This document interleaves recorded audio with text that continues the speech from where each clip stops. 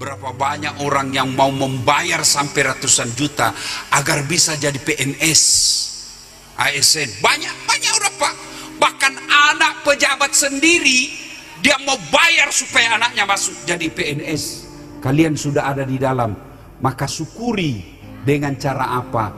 Banyak-banyaklah bekerja dengan baik. Karena tidak semua diberi kesempatan. Qillatul haya, kurang rasa malu. Malu dong, sudah diangkat sama Ibu Bupati jadi kepala dinas, tapi masih malas pengajian. Sudah dikasih mobil dinas, dibayarkan bensinnya, dibayarkan sopirnya, dikasih honor tunjangan, masa hanya datang pengajian masih malas?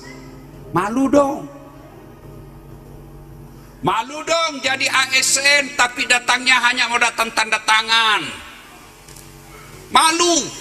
Budaya malu kalau sudah tidak ada pada diri manusia, maka Allah jelaskan mereka lebih hina dari binatang. Semua diberi kesempatan.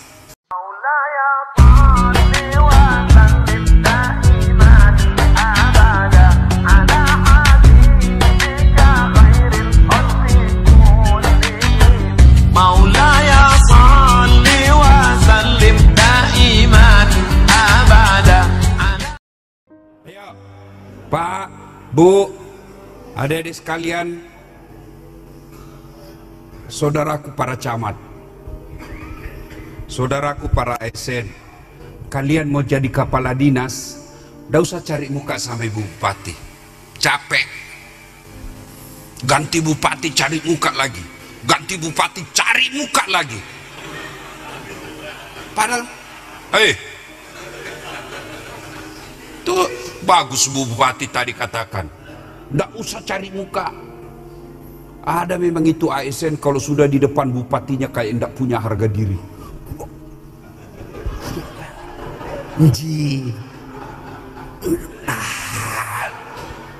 Itu feodal.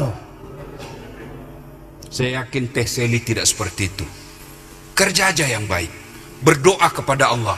Tidak ada artinya kekuatan bupati kalau Allah yang tolong kamu. Kecil buat Allah angkat kamu jadi camat, kecil buat Allah jadikan kau kepala dinas. Allah cuma minta perbaiki sholatmu, saya kasih kau apa yang kau mau. Maka pertama penyakit yang paling banyak kita idap, nganggap enteng sholat. Apa alasan Bapak tidak mau sholat? Coba, Ustadz kita lagi tugas Ustadz, dinas, naik pesawat, Allah kasih keringanan, namanya tayamum. Kok sholat nggak perlu wudhu? Bagaimana kita mau wudhu kalau di atas pesawat? Ya tayamum. Letakkan telapak tangan di dinding, usap wajah, 1 sudah sah, 3 kali lebih baik. Letakkan lagi telapak tangan di dinding, usap tangan kanan, kiri, selesai. Sudah, sholat kasih tahu di sampingmu. Jangan kau ganggu saya lagi sholat. Allahu Akbar. Sholat duduk namanya. Tapi kita dalam perjalanan mobil Ustaz, mobil tidak mau singgah. Tidak mungkin sopir mobil tidak kata, Bang, Kang, singgah dulu Kang, saya mau sholat. Pasti dikasih singgah. Ustaz, saya tidak ada bacaan sholat, saya hafal. Dari kecil saya tidak pernah belajar sholat. Sekarang saya tobat. Wala tai'asu min rauhillah, kata Allah. Jangan kau putus asa. Gimana caranya? Sholat datang berjamaah. Bapak tahu enggak bacaan yang wajib dalam sholat? Bapak tahu bacaan yang wajib dalam sholat? 1, takbiratul ihram, Allahu Akbar. Keterlaluan Bapak jadi orang Islam kalau enggak hafal itu. 2, Al-Fatihah.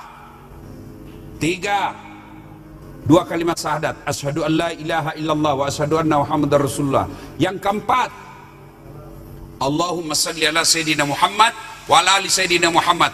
Yang kelima, salam, assalamualaikum. Selesai. Itu pun saya tidak hafal Ustaz. Kau datang berjamaah di masjid. Kalau imam sudah baca, semua bacaanmu diwakili imam, diam aja kau. Amin. Diam lagi. Allahu Akbar. Selesai. Kenapa sholat penting Pak Sekda? Karena sholat puncak penghambaan kepada Allah. Artinya apa? Tidak boleh ada kegiatanmu lain ketika kau sholat, kecuali kau menghamba kepada Allah. Puasa, bayar zakat, boleh tidak ada kegiatan lain? Boleh bayar zakat sambil nyanyi. Insaflah wahai Pak Imam, tidak tahu mana duit saya. Bila dirimu bernoda, boleh.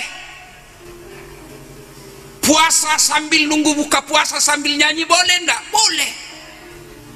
Bila kamu di sisiku, hati rasa syahdu, boleh. Puasa, bapak-bapak puasa boleh enggak ada kegiatan lain? Boleh enggak?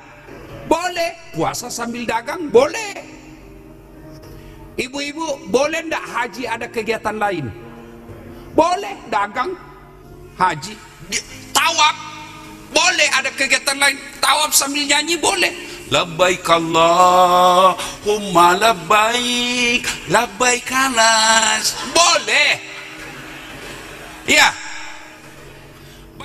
Ustadz, saya lagi sariawan. Ya sudah, kau sholat sariawan. Allahu Akbar. Bismillahirrahmanirrahim. Malik yuk. Allah tahu kau lagi sholat, lagi sakit gigi. Apa lagi alasanmu? Tapi sholat boleh ada kegiatan lain? Boleh? Enggak boleh. Allahu Akbar. Begadang jangan begadang. Itulah sebabnya sholat ini penting, karena disitulah ibadah satu-satunya. Tidak boleh ada kegiatan lain kecuali kau mengamba kepada Allah. Maka saudaraku sholat. Pak, Bu, di akhirat nanti ketika seluruh pengantar kubur sudah balik, pertama Allah periksa sholat. Allah tidak tanya berapa gajimu, kamu wafat berapa, golonganmu, golongan apa, enggak. Yang pertama Allah tanya sholatnya. Kalau sholatnya baik, seluruh amalnya diperiksa. Tapi kalau sholatnya tidak beres, semua amalnya dihapus, tidak ada gunanya. Sholatlah. Sholat. Ibu-ibu paling banyak tidak sholat kapan? Selesai haid. Gratis 5 hari. Dia tambah bonus 2 hari. Kata suaminya, kenapa kau belum sholat? Biasanya cuma 5 hari. Ini sudah 7 hari kau belum sholat. Apa kata istrinya? Belum bersih, masih ada sedikit-sedikit. Kata suaminya, kau bohong lagi. Apa bohong? Saya kasih lihat kau. Ini kelakuannya ibu-ibu ini. Kapan lagi ibu-ibu banyak tidak sholat? Ada pengantin, mukanya di make up, jilbabnya jilbab sakaratil maut. Ada talinya dia ikat lehernya, 3 lapis, kiri kurung-kurung. Kayak ada kering-keringnya di belah sini.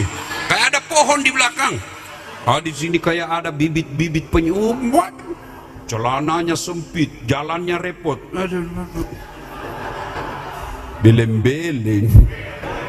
Coba teh Seli. Jilbabnya sederhana, ya kan? Begitu tiba waktu sholat, hayya 'alas sholat.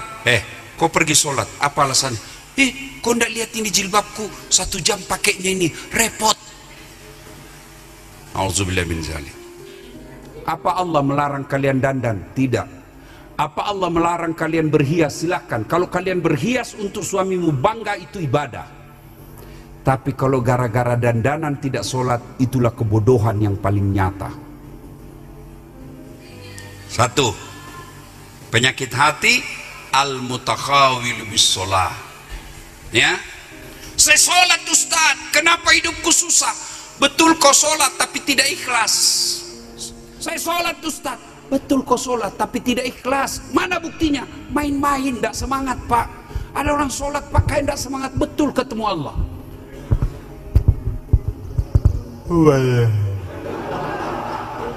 Iya karena ihdinas. Bapak ketawa membayangkan diri sendiri toh. Ada juga sholat terlalu Allahu Akbar. Saya serius Pak. Kalau hidup Bapak baik seperti yang Bapak harapkan, tidak usah cari kambing hitam. Koreksi sholatmu. Hayya 'alas shalah, asar lagi. Barusan kita sholat duhur, tidak ikhlas.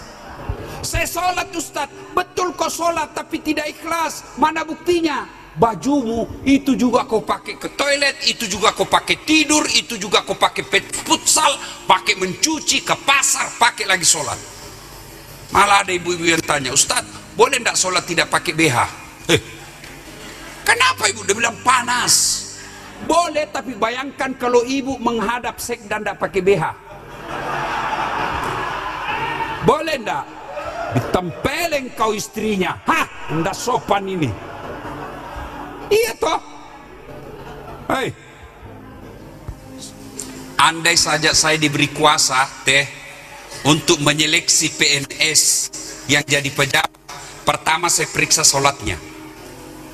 Kalau sholatnya beres, insya Allah baik kerjanya. Kalau tidak beres sholatnya, jangan percaya Tuhannya jadi tipu, apalagi bupatinya. Satu. Yang kedua, karena waktu yang terbatas, kufur. Apa itu kufur? Tidak pernah mensyukuri pemberian Allah. Ini ASN ini, bayangkan kalian sudah dikasih gaji, jadi ASN ribuan daftar, tapi Allah pilih kalian.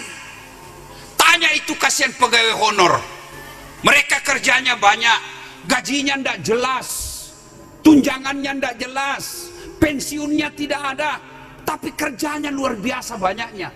Sedikit-sedikit kasih honor, kasih honor. Kalian yang punya NIP malas bekerja. Ada pegawai honor di sini. Saya tahu itu kasihan pegawai honor, nyanyinya saya tahu. Lagunya pegawai honor.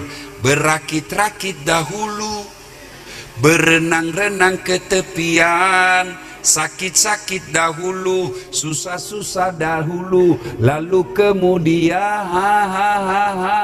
tetap susah. Itu pegawai honor, Pak. Ibu-ibu, mau ndak dikasih teseli handphone harga 50 juta gratis? Mau ibu? Mau? Begitu ibu dikasih langsung tuli.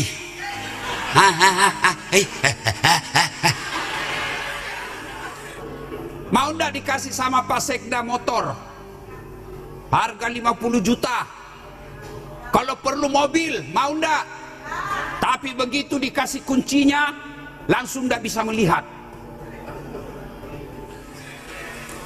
Bapak-bapak, nih ASN mau dilantik sama Teseli Sekda, langsung gantikan Pak Sekda sekarang. Bapak mau? Bapak mau? Yang di depan ini mau? Mau kan?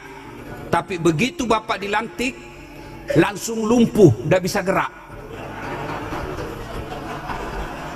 Mau Pak? Mau? Lebih ndak ada jabatan. Maka jangan pernah mengatakan saya miskin, saya tidak punya apa-apa. Kita semua ini kaya. Apa kekayaan kita? Kata Allah, fi ahsani takwim. Nih badanmu yang baik. Maka orang yang kufur adalah selalu merasa miskin. Kenapa kita miskin? Karena kita selalu mendefinisikan kekayaan itu uang, kekayaan itu pangkat jabatan, kekayaan itu deposito, kekayaan itu kebun, maka kita miskin. Padahal kekayaan kita bi ahsani takwim. Ini badanmu yang sangat sempurna. Benar kata Ibu Bupati tadi, dengan COVID ini memberikan banyak ilmu. Satu di antaranya ilmu tentang syukur. Nah, Bapak Ibu saudara-saudara sekalian, kufur. Nah, keterlaluan kita ASN kalau selalu merasa Tidak ada nikmat yang Allah berikan. Tanya deh bapak-bapak, berapa banyak orang yang mau membayar sampai ratusan juta agar bisa jadi PNS, ASN. Banyak orang pak. Bahkan anak pejabat sendiri dia mau bayar supaya anaknya masuk jadi PNS. Kalian sudah ada di dalam, maka syukuri. Dengan cara apa? Banyak-banyaklah bekerja dengan baik, karena tidak semua diberi kesempatan.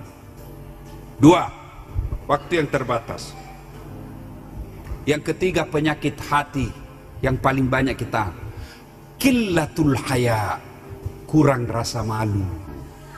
Malu dong, sudah diangkat sama ibu bupati jadi kepala dinas, tapi masih malas pengajian. Sudah dikasih mobil dinas, dibayarkan bensinnya, dibayarkan sopirnya, dikasih honor tunjangan, masa hanya datang pengajian masih malas? Malu dong. Malu dong jadi ASN tapi datangnya hanya mau datang tanda tangan. Malu. Budaya malu kalau sudah tidak ada pada diri manusia, maka Allah jelaskan mereka lebih hina dari binatang. Ibu-ibu, Bu, tahu kambing? Tahu kambing? Bapak-bapak tahu kambing? Kambing pak, kalau dia suka ganggu temannya, kata pemilik kambing jual. Dia ganggu temannya, sampai di pasar tidak ada yang beli. Kata pemiliknya, bawa pulang, potong, kita bagi. Dagingnya kita makan rame-rame. Kulitnya jadi perhiasan, tanduknya jadi perhiasan, dagingnya jadi sate, ekornya jadi sop buntut, kakinya jadi sop kikil, lidahnya sop lidah, pipinya sop pipi, kulitnya pun kadang jadi kerupuk. Iya toh kambing, kalau dia ganggu orang, jual. Tidak ada yang beli, potong kita makan sama-sama. Kalau ada ASN, malas kerja, tidak sholat, suka ganggu orang, bau keteknya, busuk mulutnya, kuat makan, diapain pak? Mau diapain? Siapa yang mau beli? Dipotong, siapa yang mau makan dagingnya? Inilah yang Allah jelaskan, mereka lebih hina dari binatang. Maka tujuan pengajian ini, Teh Seli ngundang saya, tujuannya agar kalian bisa lebih mulia dan tidak menjadi lebih hina dari binatang. Punya rasa malu. Malu dong. ASN jam 9 masih di warkop. Malu dong. Masih jam kantor sudah pulang lebih awal. Malu. Kalau budaya malu baik, insya Allah, maka penyakit hatinya hilang. Yang berikutnya, qaswatul qalbi. Apa itu? Keras hati, tidak mempan nasihat. Apa yang disebut qaswatul qalbi? Keras, dinasehati tidak mempan. Selesai dengar ceramah, malah diberitahu sama panitianya, siapa undang tadi itu Ustaz Das'ad? Saya pak. Lain kali jangan kau undang ya. Memang kenapa pak? Itu 6 dia bahas, saya terus dia kena. Itu orang yang mati hatinya. Orang yang nasihati tidak mempan. Itulah yang Allah sindir dalam Al-Quran. Wa tawa'un alaihim a'anzartahum am lam tunzirhum. Kau sampaikan ayat Allah atau tidak, kau nasihati atau tidak, kau dakwai atau tidak, sama saja mereka tidak akan beriman. Itulah yang disebut qaswatul qalbi. Jadi bapak kalau pulang dengar ceramah ini, oh saya kena itu tadi, kurang rasa malu. Oh saya yang kena itu. Itu berarti bapak masih punya hati yang baik. Itulah yang Allah hadiahkan dalam Quran. Orang yang baik hatinya, innamal mu'minuna alladzina idza dzukirallah wajilat qulubuhum wa idza tuliyat alaihim ayatuhum sadatuhum imanan wa ala rabbihim yatawakkalun. Orang yang baik imannya, kata Allah, mereka apabila mendengar nama Allah bergetar hatinya, dan selesai dengar dakwah bertambah menjadi lebih baik. Kalau bapak pulang ini lalu pandai mengoreksi, benar juga itu Ustadz, alhamdulillah. Tapi kalau bapak masih katakan cerita aja itu, itu keras hati, tidak mempan nasihat, penyakit hati. Auzubillah min dzalik. Kalau bupati kita dokter, saya dulu 3 kali ikut SNPTN namanya, mau jadi dokter 3 kali pak, 3 kali saya ikut, tidak lulus. Malah saya lulus sospol. Saya sempat protes dalam doa, kenapa kau tidak luluskan saya? Ya Allah, kau tidak rugi jadi Tuhan kalau saya jadi dokter. Ternyata saya tahu jawabannya setelah saya kuliah di sospol. Pulang kuliah terjadi tabrakan jalan perintis kemerdekaan namanya di Makassar. Tabrakan pak, berceceran darah di jalan. Saya turun tolong dia. Dia yang tabrakan, saya merasa mau pingsan. Padahal dia yang tabrakan. Kenapa? Oh, saya tidak bisa lihat darah. Sampai sekarang, meskipun di grup-grup WhatsApp ada orang tabrakan atau ditikam, itu lama baru bisa saya lupa. Mungkin seolah-olah Allah yang berkata, Das'at, tidak usah kau jadi dokter. Kau tidak bisa jadi dokter, lebih baik kau jadi ustadz. Temanku yang jadi dokter pak, dia tugas di Kepulauan Aru. Mau lebaran sebelum Covid, saya tanya, dok kau pulang lebaran? Tidak ustadz. Rugi-rugi kau cari uang jauh-jauh, kau tidak lebaran sama orang tuamu. Apa dia bilang? Mahal tiket ustadz. Dalam hati saya, alhamdulillah, untung saya tidak jadi dokter, saya jadi ustadz. Sekarang meskipun tiket mahal, saya tidak pernah pusing soal tiket. Kenapa? Bukan saya beli. Siapa yang beli? Hebatnya lagi, saya pergi datang ke sini tidak bawa uang, pulang uang pak. Sangka baik, sangka baik. Jadi saudaraku, kalau kau dimutasi, sangka baik, jangan sangka buruk. Kalau non job, berarti Allah ingin kalian rehat sejenak, lebih banyak fokus untuk keluargamu. Kau non job, gunakan waktumu baik, kau sekolah. Itu yang namanya sangka baik.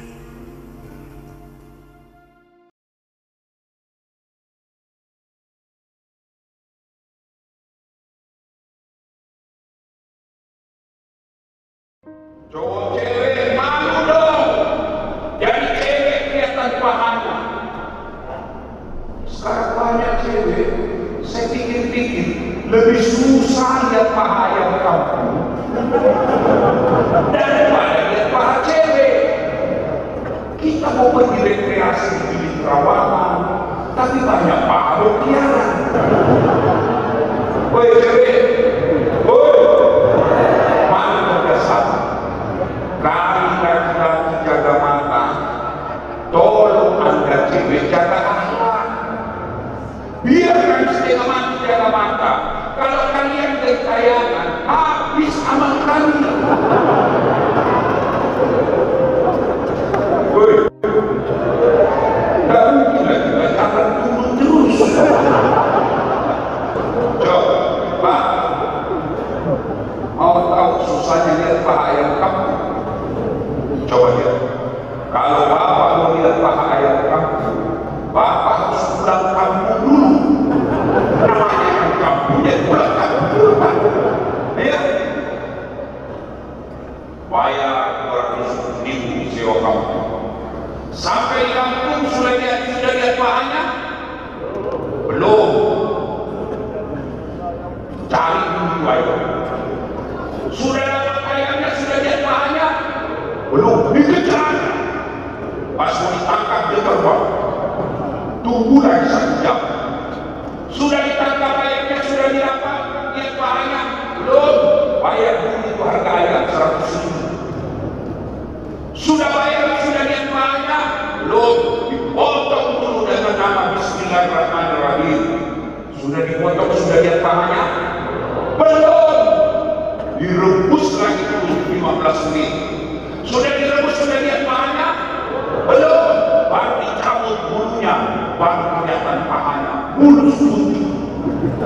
Paha ayam kampung, pulang kampung dulu, dikejar 1 jam, dibeli 100.000, dipotong, direbus 15 menit, baru dicabut, baru bisa lihat paha ayam kampung. Ayam kampung. Cewek, kau berdiri saja depan rumahmu 10 menit, 10 pasang cewek gratis pahanya dia. Yang ketawa cewek,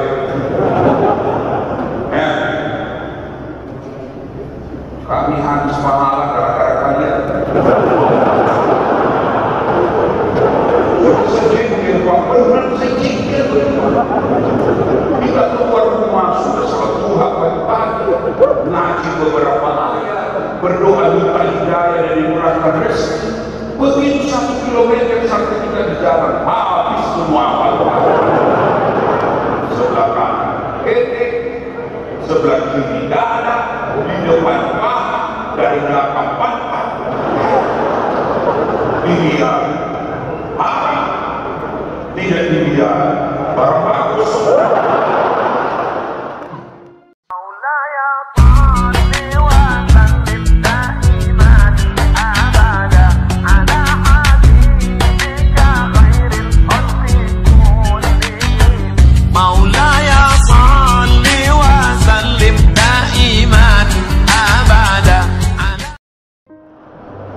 Semua mati. Berarti yang jadi masalah bukan mati, yang jadi masalah illa wa antum muslimun, dalam keadaan beragama Islam. Berarti ada orang Islam ngakunya Islam, tapi saya matinya tidak beragama Islam. Siapa mereka? Contoh aja ya, contoh. Anak muda, black box, capule Korea, kamu terbuka mulut, dia dapat mau setengah, dia ambil motornya. Bayangkan orang mau setengah di motor, dia listrik dikira aspal, mati. Matinya bisa mati kafir. Kenapa? Dia dalam keadaan kaya. Makanya anda silakan kalau jadi anak gaul, anak ben-ben, anak motor-motor, tapi jangan dekati namanya minuman keras. Ya anak muda sekarang nanti tidak tahu kalau minta teler. Cemen lumen, baru satu motor sudah teler, kampungan. Itu teman kita hebat sampai masuk di got.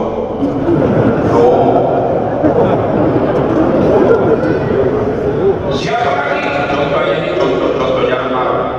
Sabung ayam. Ada juga di sini. Gue didapat sama polisi. Judi ilegal, biliar, kejar sama polisi. Lari, jangan lari, masih lari, jangan lari, masih lari. Terpaksa tembak menenangkan ke atas. Masih lari, tembak 2 kali. Masih lari, tembak 3 kali. Masih lari, terpaksa dilumpuhkan. Tembak kakinya, bang. Kakinya ditembak, kepalanya kena. Ada teman yang polisi, bagaimana caranya? Kakinya pun tembak, kenapa kepalanya kena? Dia bilang soalnya waktu ditembak dia lumpuh. Ini polisi Filipina, bukan polisi Indonesia. Woi cowok, jangan musuh itu polisi. Kau kira ini enak Indonesia kalau tidak ada polisi? Harta dijarah, rumah dirampok, istri dibunuh, anak gadis diperkosa, bapak pergi lapor sama polisi. Tolong Pak Polisi, tegakkan hukum, cari pelakunya. Apa kata polisi? Mohon maaf, baru saja proses bubar. Makanya dia polisi. Saya beri ceramah macet, tidak bisa nyerang mobil saya, mau maju tidak bisa, mundur tidak bisa. Siapa sekali? Pengapal pulang? Bukan. Saya sudah baca surah Yasin 2 kali, tidak boya-boya. Siapa saya cari? Polisi. Saya tadi saya dari bandara ke sini, boya polisi, jangan pikir. Oh ya, makanya jangan musuh polisi. Pun kalau ada polisi yang minta uang di jalan, biar ada SMP dan minta uangnya. Ini polisi Filipina, bukan polisi Indonesia. Polisi Filipina kan Mr. Pigeon, 3 jam kemudian nanti harus juga. Ini polisi Filipina. Ya, Bapak, Ibu Bapak, saudara-saudara sekalian, dari istimewa tuan-tuan guru yang hadir di tempat ini, mohon maaf saya tidak bisa sebut satu demi satu tuan-tuan guru, di samping karena terbatasan waktu, juga saya takut salah menyebut nama tuan-tuan guru. Ibu Bapak, saudara-saudara sekalian, ini hari santri, ada beberapa resep agar kalian bisa menjadi anak santri sesuai tema. Sudah Pak, sudah biar. Tidak apa-apa, sudah. Kalau Bapak angkat lagi mau merasa merusak perhatian, sudah biar. Ya, cek.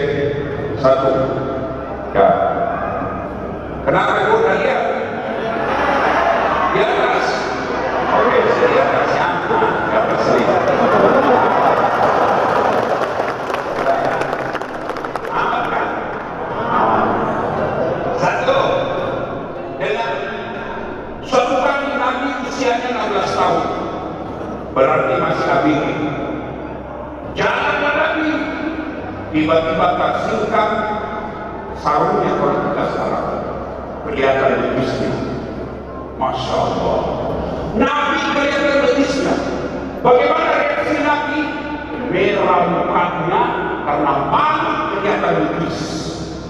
Masya Allah. Malu kelihatan betisnya. Padahal itu jadi Nabi, masih remaja, kelihatan betis, malu. Berarti kalian kalau sukses anak santri punya rasa malu yang tebal. Siapapun kalau tidak punya rasa malu, itu lebih hina dari binatang. Pejabat tidak punya rasa malu, lebih hina dari binatang. Tahu baji? Apa yang akan dibaca? Kacang-kacangan, kelapa, itu aja dimakan. Tapi buat Cina, aspal dia makan, semen masjid dia makan, beton dia makan. Itu kalau buat Cina. Jadi anggota DPR kalau dia buat Cina, bikin peraturan bukan untuk orang lain, tapi untuk partainya saja.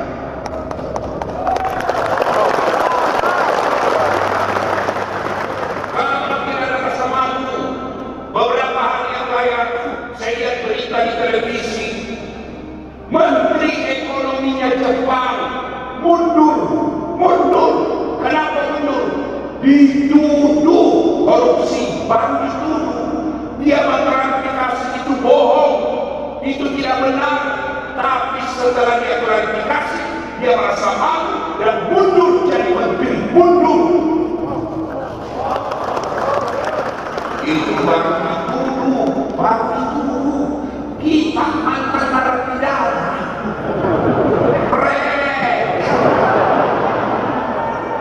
Itu kalau tidak punya rasa malu. Makanya ada santri dari kecil pelihara itu rasa malu. Rasa malu dalam agama adalah pakaian orang-orang yang bertakwa. Malu dong kalau sudah haji tidak pernah nongol sholat berjamaah. Katanya haji tulisnya tebal, haji minggu. Tapi tidak pernah datang masjid.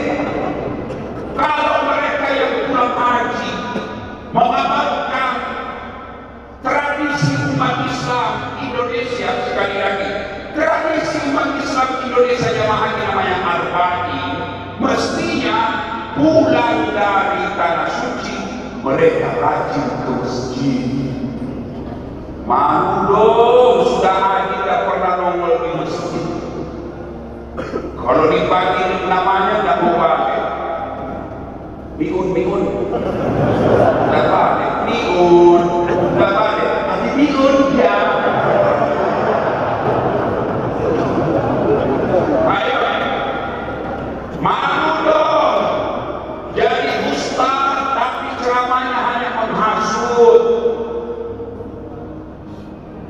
Di acara maulid ada kita dengar nasihat ceramah-ceramah yang memisahkan sejarah kehidupan Nabi, yang tadinya kita tidak tahu sejarah Nabi. Setelah dengar maulid kita tahu mana yang larang mendengar ceramah. Di maulid ada pembagian konsumsi. Meskipun jatah hanya satu, ibu ambil dua. Namanya ibu-ibu Columbus. Colombo ibu-ibu pembungkus.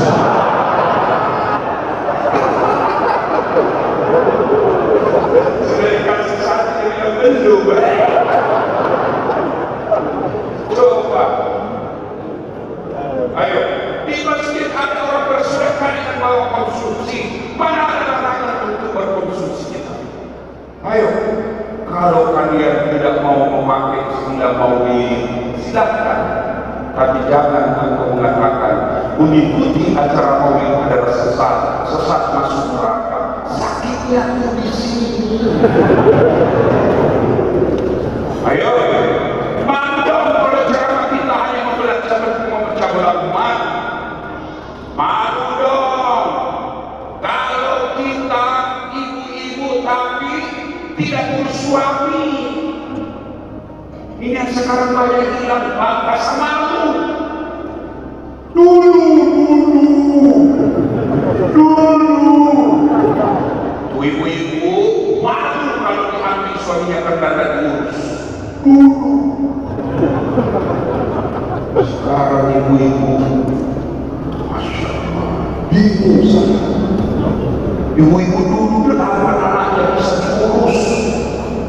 Tidak jelas dari suaminya, tidak jelas rumahnya, tidak jelas dia punya penghasilan, tapi anaknya 8, 9 sampai 10 bisa diurus.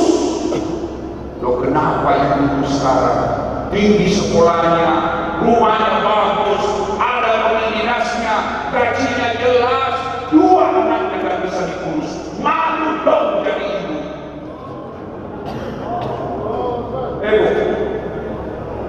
Kerjanya yang nikah. Saya bingung yang ngurus rambut. Yang ngurus rambutnya mau dikasih keriting, yang keriting rambutnya mau dikasih ringko, yang hitam kulitnya berjemur, yang putih bingung gak usul. Habisnya sudah dikasih Allah baik-baik, dia dikasih tikungan lagi.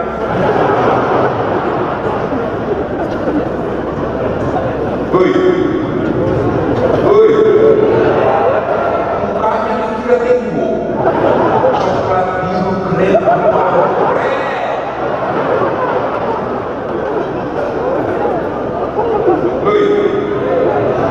malu dong jadi ibu-ibu santri, guru-guru pondok kok tidak bisa jadi teladan di komplek. Kalau bapak punya rasa malu, berarti bapak sudah punya modal jadi orang berhasil.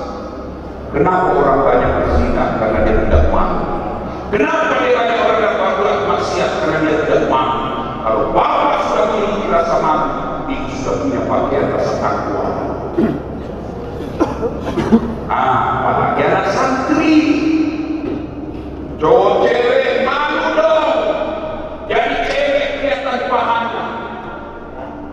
Sekarang banyak cewek, saya pikir-pikir lebih susah lihat paha yang kampung daripada lihat paha cewek. Kita mau pergi rekreasi di Terawangan, tapi banyak paha berkeliaran. Woi cewek, woi, malu berdasar. Kali laki-laki jaga mata, tolong anda cewek jaga akhlak. Biarkan setengah mati jaga mata. Kalau kalian kekayangan, habis amal kami. Woi,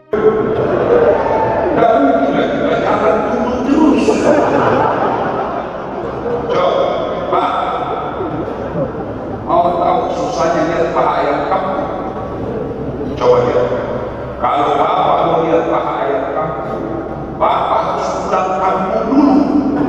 Namanya kan kampungnya pulang kampung. Ya,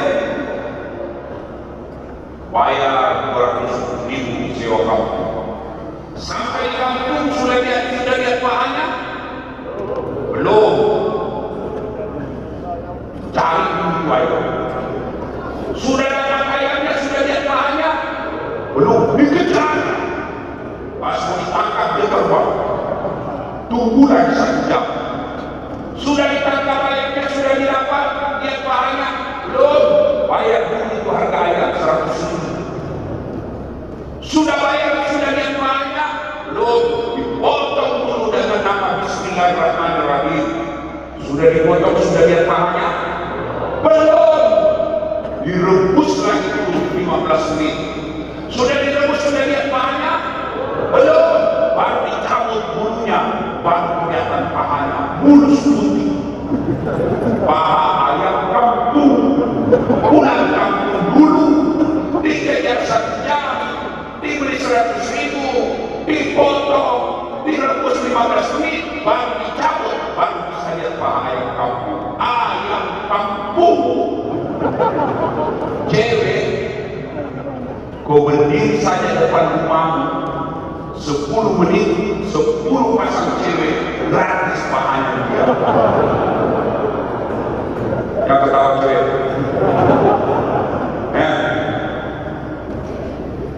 Kami habis pahala gara-gara kalian.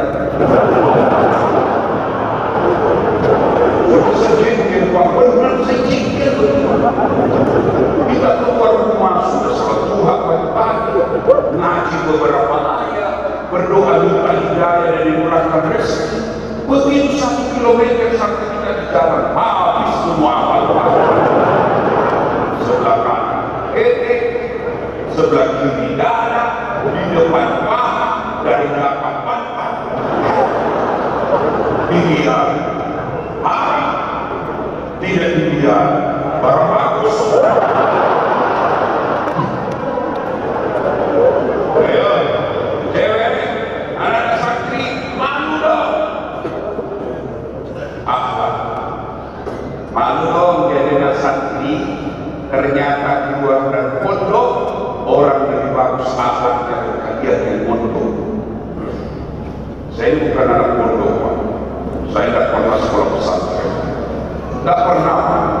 Tamat SD sempat saya marah sama bapak saya. Kenapa? Saya mau sekolah pesantren. Waktu itu pesantren di kampung saya namanya DDI Kabalangan, Bimbingan Kiai Abdurrahman Mahmud Dandi. Saya bisa marah sama bapak. Saya mau sekolah agama. Dan sangat mahal untuk sekolah. Jadi saya masuk SMP. Saya protes kepada Allah waktu itu. Ya Allah, kenapa kau lahirkan orang tua saya miskin? Saya tidak mau beli sepeda. Saya bukan mau beli motor. Saya sekolah agama. Alhamdulillah karena niat saya bisa belajar agama dari ustaz meskipun tidak pernah mondok. Saya pernah ikut pesantren namanya pesantren gila. Mana anak santri yang dari SMP, SMA, mondok selama 6 tahun, kalian keluar akhlakmu lebih busuk daripada orang yang tidak pernah mondok. Rasa malu. Bapak-bapak malu dong yang dipanggil masjid tapi tidak bisa menjadi teladan. Anggota DPR malu dong kalau sudah dibilang dia jadi pembohong. Ada di sini? Ada di NTB anggota DPR pembohong? Ada.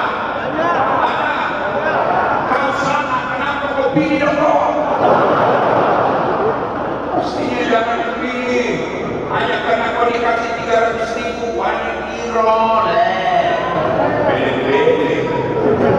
Tahu bede-bede? Domo. Tahu domo? Kau ya.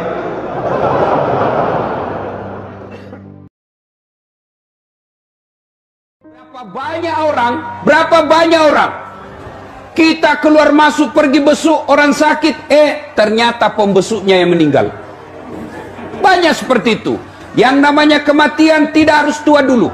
Yang namanya kematian tidak harus sakit dulu. Yang namanya kematian Al-mautu babun, kata Nabi, mati adalah pintu yang setiap kita pasti melewatinya. Bahkan ulama kita mengajarkan mati itu seperti buah. Coba lihat buah, Pak. Coba lihat buah. Yang tua jatuh, yang mengkal jatuh, yang pucuk-pucuk pun jatuh, yang baru keluar pun jatuh.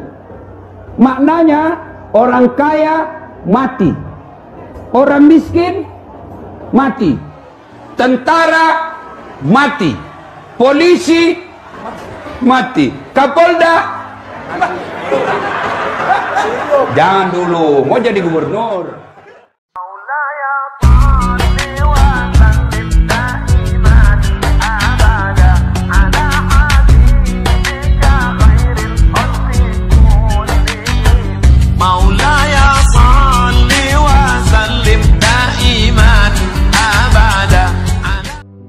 Bicara tentang kematian, semua kita takut mati.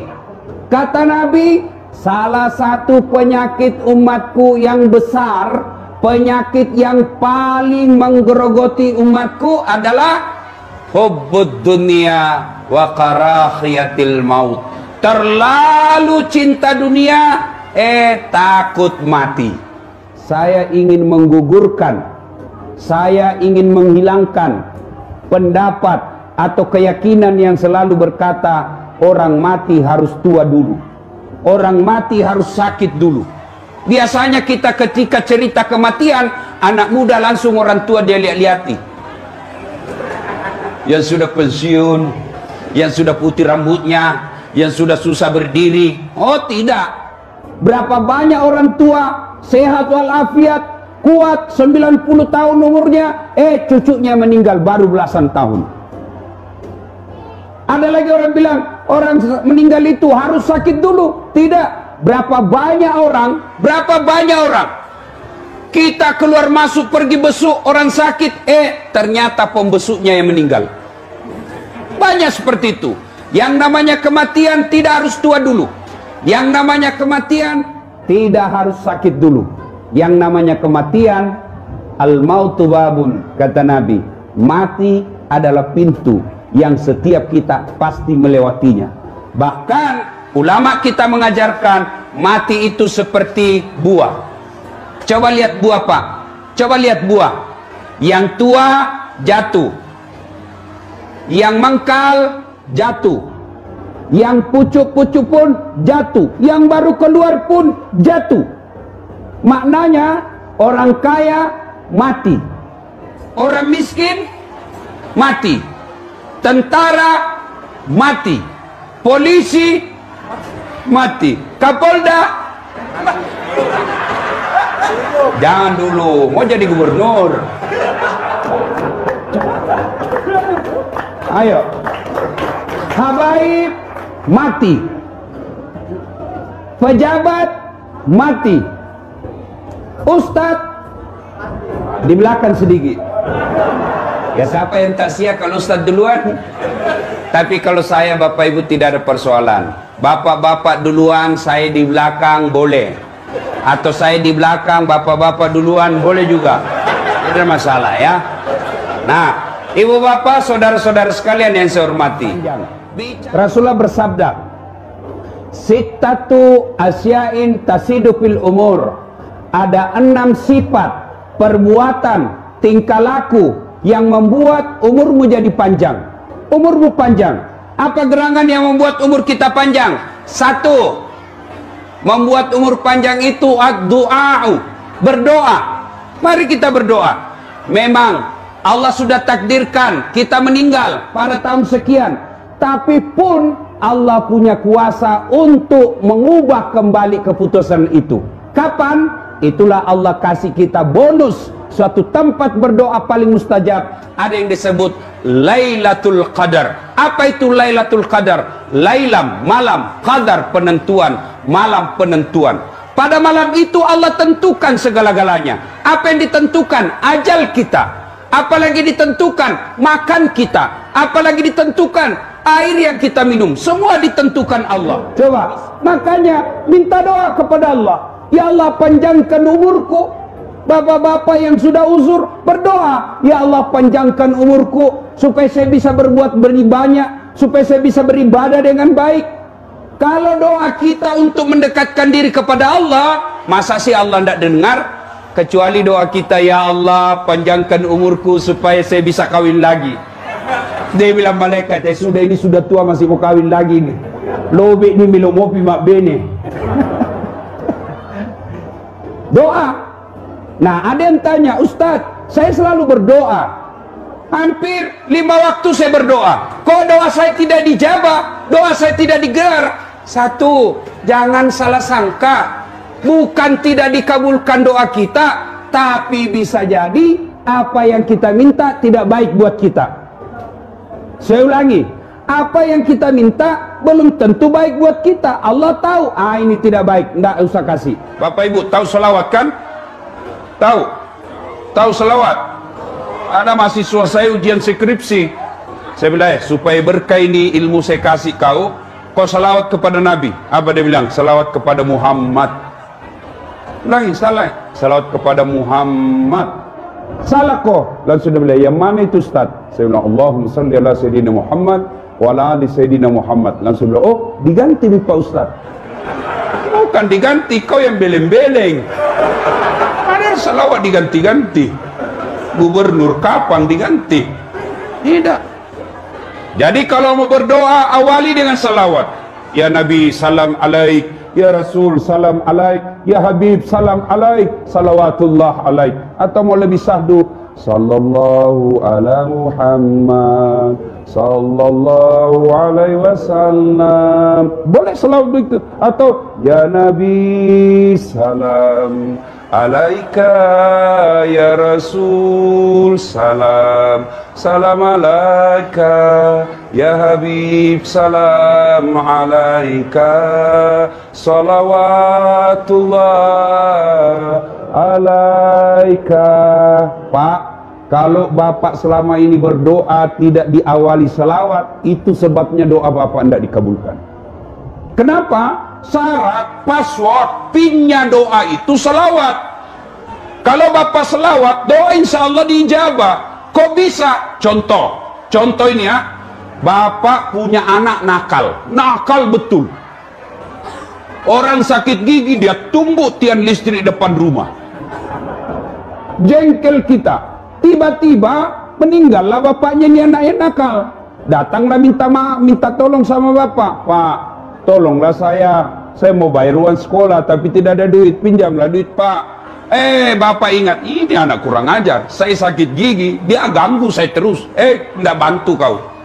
Datang istri kita, Pak, jangan kau lihat itu anaknya, ingat bapaknya.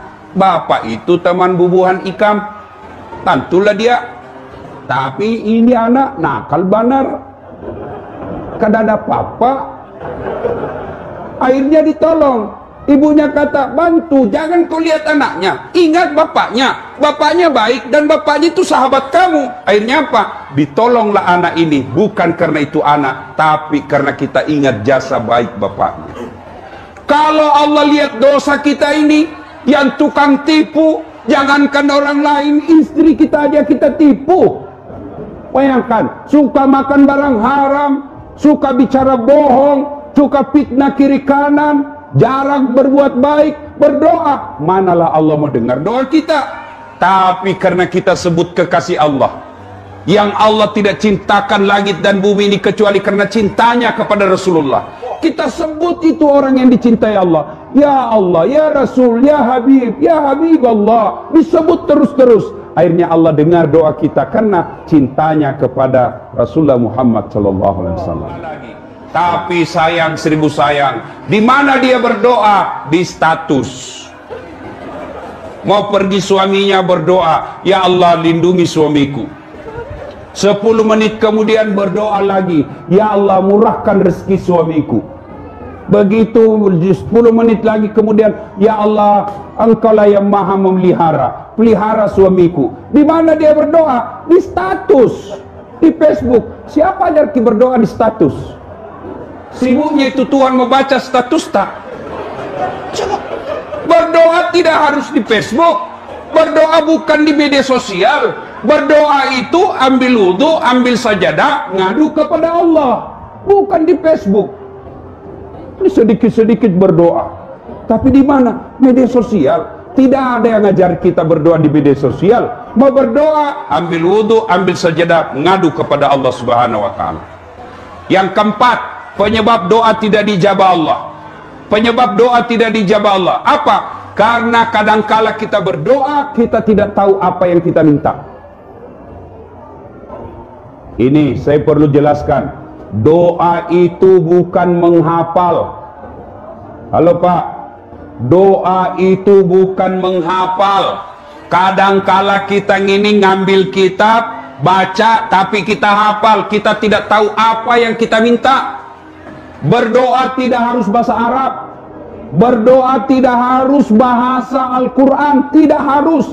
Tapi memang dianjurkan, berdoalah engkau seperti apa yang diajarkan Al-Quran. Tapi bukan kewajiban, anjuran. Nabi hanya menjelaskan, berdoa memakai bahasa ibu. Bahasa apa? Bahasa Bugis boleh, bahasa Jawa silakan, bahasa Banjar juga boleh. Yang penting Bapak apa yang Bapak ucapkan paham. Jangan sampai setengah mati 30 menit berdoa, dia tidak tahu apa yang diminta. Dia bilang malaikat, "Weh, apa maksudmu bos? Kau mau doakan mamamu itu, kau minta hujan." Coba, nggak tahu apa yang dia minta. Makanya itu tidak harus bahasa Arab. Berdoa, bahasa Bugis itu berdoa mapaletu. Bahasa gaulnya curhat. Silakan. Bahkan boleh berdoa begini, ya Allah, engkau sudah tahu, makanya berdoa apa yang ku mau, berikanlah. Sudah paling ringkas itu. Paling ringkas misalnya, ya Allah, kau sudah tahu apa yang kau mau, berikanlah saya. Ah, sudah boleh Pak, jangan ketawa, saya seriusin. Daripada Bapak panjang tidak tahu apa yang Bapak minta, malaikat bingung. Bos, apa kau minta? Lain di mulut, lain di hati. Kalau berkaitan dengan orang meninggal, apa yang kita minta? Satu, ya Allah, ampuni dosa almarhumah. Misalnya almarhumah ini. Satu, ampuni dosa. Dua, terima amalnya. Kenapa? Ada amal yang tidak diterima. Mana amal yang tidak diterima? Bersedekah bukan atas nama Allah, bersedekah karena kepentingan tertentu, maka Allah tolak. Nah, ibu bapak, saudara-saudara sekalian yang saya hormati, inilah resep pertama, mau punya umur yang panjang, banyak-banyak berdoa. Yang kedua, kalau mau lagi berdoa, saya ulang. Yang empat tadi, saya lupa ya. Satu, kalau untuk orang meninggal, satu, ampuni dosanya. Dua, terima amalnya. Tiga, lipat gandakan. Yang tadinya misalnya amal dia bawa cuma 10, kita berdoa, ya Allah, mudah-mudahan 10 itu menjadi 100. Mudah-mudahan 10 itu menjadi hingga tak terhingga nilainya. Kenapa? Orang sudah meninggal tidak bisa lagi nambah-nambah amalnya. Dan yang keempat, lapangkan alam kuburnya. Inilah doa buat orang tua kita yang sudah meninggal. Sekarang Bapak Ibu Saudara sekalian, yang pertama mau umur panjang, berdoa. Yang kedua mau umur panjang adalah birrul walidain. Berbuat baiklah kepada kedua orang tuamu. Apa hubungannya Ustaz? Bukankah Allah berfirman menjelaskan, ridallah fi ridal walidain, suktillah fi suktil walidain. Ridanya Allah tergantung ridanya kedua orang tua, murkanya Allah tergantung murkanya kedua orang tua. Maknanya, kalau kita rajin mendoakan orang tua kita karena wujud kecintaan kepada orang tua itu, maka Allah menjadi ridha kepada kita. Dan ketika Allah ridha kepada kita, maka diberikanlah umur yang panjang. Nah, sekarang mari kita lihat kecintaan kepada orang tua sekarang. Lihat anak-anak kita sekarang, Pak. Saya pernah diundang ceramah di Batu Licin, Tanah Bumbu. Selesai saya ceramah, datanglah bapak-bapak, nangis di depan saya, dia pegang paha saya. Ustadz, doakan saya. Saya bilang, kenapa? Doakan saya Ustadz. Saya 4 tahun merantau dari Sulawesi. 4 tahun saya sukses, 2 bulan terakhir saya bangkrut. Andai saja saya bangkrut tidak masalah. Saya bangkrut meninggalkan banyak utang. Saya dikejar penduduk di sini mau dipotong karena utang saya banyak. Mobil saya semua disita. Saya bilang baiklah, anda usah cerita semua penderitaannya. Saya mau tanya dan tolong jawab dengan jujur. Jujur jawab. Bagaimana perlakuan bapak kepada orang tua selama ini? Apa dia bilang jawabannya? Selama 4 tahun saya merantau Ustaz, memang saya tidak pernah pulang kampung. Saya bilang dalam hati, oh ini sebabnya bos. Sebabnya bapak mau naik pangkat, ini ada anggota polisi. Bapak mau naik pangkat, tidak usah cari muka sama Kapolda. Bapak sudah punya muka yang baik. Kadangkala kita cari muka, kita cari barakah, pergi ziarah kubur karena ini. Berkah hidup kita seorang manusia ada sama ibu bapak. Saya heran lihat pegawai-pegawai sekarang. Sama wali kota dia cium tangannya, gini, siap. Sama mamanya, ndak hormat. Siapa aja. Mau berkah hidup, muliakan orang tua. Coba lihat anak-anak yang servis orang tuanya dengan baik, yang memuliakan orang tuanya dengan baik. Insya Allah hidupnya tidak akan sengsara. Coba lihat. Bukti di tempat ini. Habib Umar memuliakan orang tua dengan mengundang orang, mendatangkan penceramah, mengajak orang-orang untuk berdoa. Itu salah satu bentuk memuliakan orang tua. Insya Allah, Allah akan ganti itu dengan lebih baik lagi. Bapak, adik-adik, ada pengangguran, setengah mati cari kerja, tidak dapat kerja. Ayo, evaluasi servis orang tua. Ada yang bilang anak-anak, bagaimana orang tua saya selingkuh, Ustaz? Orang tua saya penjudi, orang tua saya tukang judi. Urusan dia dengan Allah. Urusan kita, kewajiban kita, muliakan ibu bapak kita. Contoh belajar dari sejarah hidupnya Ibrahim. Ibrahim alaihissalam penyembah berhala bapaknya. Tapi ketika Ibrahim alaihissalam mau ribut sama bapaknya, Allah tegur. Ibrahim, sadar kok, bapakmu itu. Tapi dia nyembah berhala. Allah berfirman, bagaimanapun itu orang tuamu. Lalu bagaimana? Kau yang mengalah, kau yang keluar dari desamu. Coba, anak-anak sekarang, na'udzubillah min zalik, tidak ada lagi sopan santun sama orang tua. Zaman saya kecil, Pak, itu kita mau pergi sekolah, tidak keluar kita sebelum cium tangan orang tua. Pak, Bu, loka yolo, indo, loka masih sekolah, lo doanga nggak usah lama, uruntu aja sapa, cium tangannya.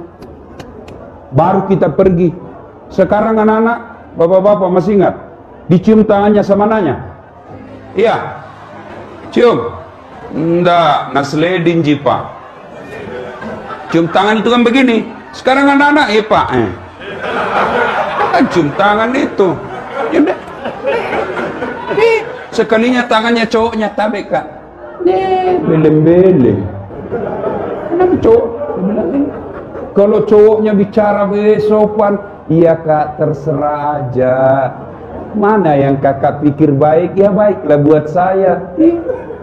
Sekalinya bapaknya, kolot ini bapak. Nah, Masya Allah, di mana berkah hidup? Nggak ada itu.